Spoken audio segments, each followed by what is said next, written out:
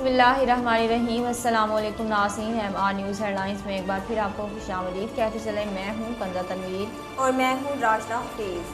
पाकिस्तान की जानिब से रमज़ानुल मुबारक के मुक़द्दस महीने में मस्जिद अक्सा के अंदर सिहोनी जारियत की सख्त मज़म्मत की गई। तर्जमान वज़ारत ख़ारजा ने कहा कि पाकिस्तान इसराइली अफ़वाज की जानिब से मस्जिद अक्सा में मासूम नमाज़ियों के ख़िलाफ़ ड्रोन के ज़रिए आंसू गैस के इस्तेमाल की शदीद मज़म्मत करता है। तर्जमान वज़ारत ख़ारजा के मुताबिक रमज़ानुल मुबारक में ऐसी हरकतें काबिल मज़म्मत और बैनुल-अक़वामी असूलों की खिलाफ वर्जी है। नौ मुंतखब वज़ीर आला पंजाब हमजा शहबाज की हलफ बर्दारी के मामले पर ऐवान सदर ने वज़ीर आज़म ऑफिस को जवाबी ख़त लिख दिया।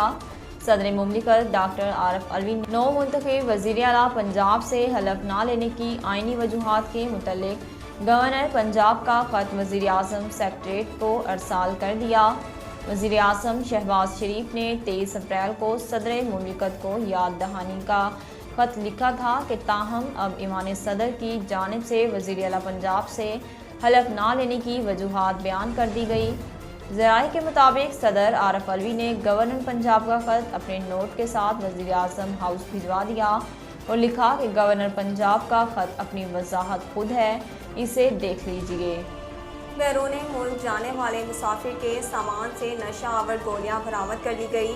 तफसीलात के मुताबिक ANF रावलपिंडी की जानिब से इस्लामाबाद इंटरनेशनल एयरपोर्ट पर की गई कार्रवाई के नतीजे में बैरून मुल्क रवाना होने वाले मुसाफिर के सामान से नशा आवर गोलियां और दीगर नशा आवर मवाद बरामद कर लिया गया।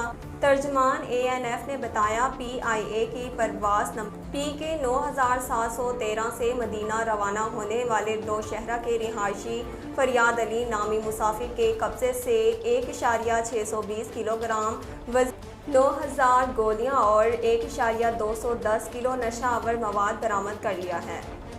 पंजाब के शहर जहलम में महकमा तालीम की जानिब से सोशल मीडिया के गलत इस्तेमाल पर बड़ा एक्शन ले लिया गया।